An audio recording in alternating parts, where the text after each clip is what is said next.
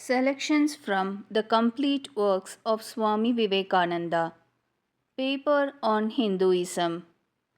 Read at the Parliament on 19th September 1893. Part 2.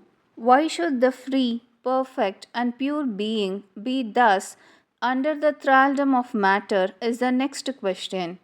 How can the perfect soul be deluded into the belief that it is imperfect?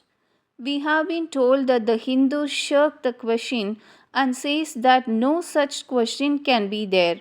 Some thinkers want to answer it by positing one or more quasi-perfect beings and use big scientific names to fill up the gap.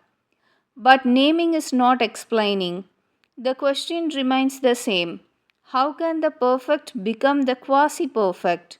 How can the pure, the absolute, change even a microscopic particle of its nature? But the Hindu is sincere. He does not want to take shelter under sophistry. He is brave enough to face the question in a manly fashion, and his answer is, I do not know. I do not know how the perfect being, the soul, came to think of itself as imperfect, as joined to and conditioned by matter. But the fact is a fact for all that. It is a fact in everybody's consciousness that one thinks of oneself as the body. The Hindu does not attempt to explain why one thinks one is the body. The answer that it is the will of God is no explanation. This is nothing more than what the Hindu says, I do not know. Well, then the human soul is eternal and immortal, perfect and infinite, and death means only a change of center from one body to another. The present is determined by our past actions and the future by the present. The soul will go on evolving up and reverting back from birth to birth and death to death. But here is another question. Is man a tiny boat in a tempest raised one moment on the foamy crest of a billow and dashed down into a yawning chasm the next, rolling to and fro at the mercy of good and bad actions, a powerless, helpless wreck in an ever raging, ever rushing, uncompromising current of cause and effect? A little moth placed under the wheel of causation, which rolls on crushing everything in its way and waits not for the widow's tears or the orphan's cry. The heart sinks at the idea, yet this is the law of nature. Is there no hope? Is there no escape? Was the cry that went up from the bottom of the heart of despair. It reached the throne of mercy, and words of hope and consolation came down and inspired a Vedic sage, and he stood up before the world and in trumpet voice proclaimed the glad tidings.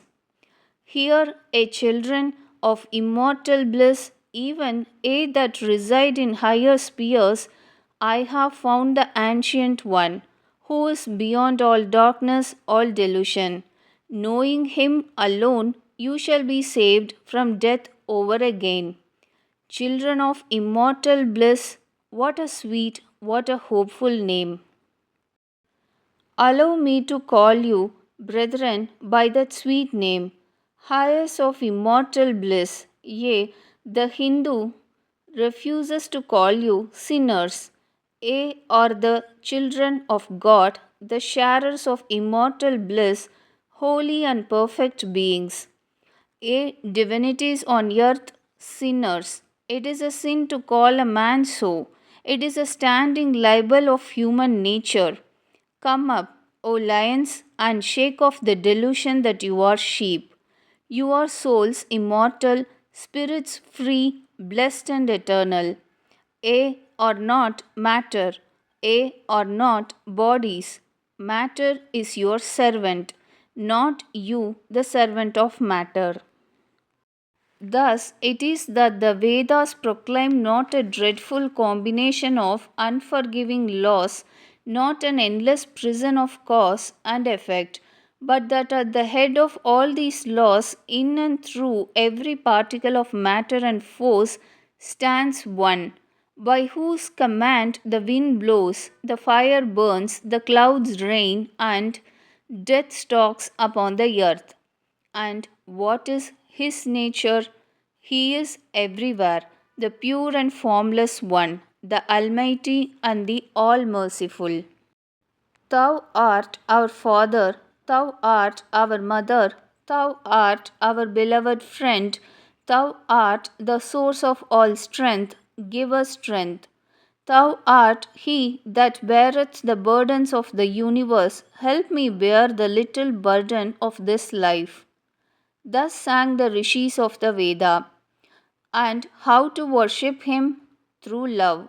He is to be worshipped as the one beloved, dearer than everything, in this and the next life.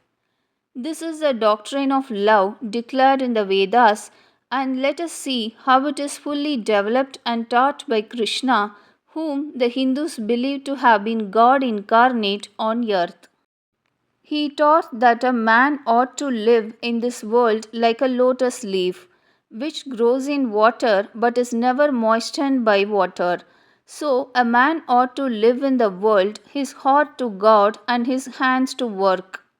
It is good to love God for hope of reward in this or the next world, but it is better to love God for love's sake.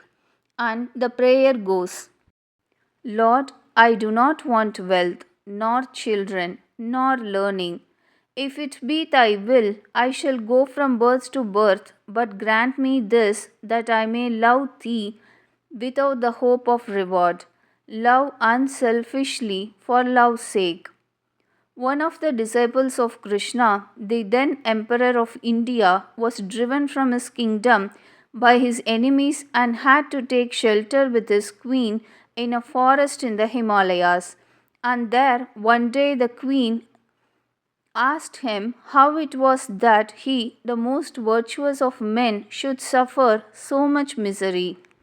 Yudhishthira answered, Behold, my queen, the Himalayas, how grand and beautiful they are. I love them. They do not give me anything, but my nature is to love the grand, the beautiful. Therefore, I love them. Similarly, I love the Lord. He is the source of all beauty, of all sublimity. He is the only object to be loved. My nature is to love Him, and therefore I love. I do not pray for anything. I do not ask for anything. Let Him place me wherever He likes. I must love Him for love's sake. I cannot trade in love.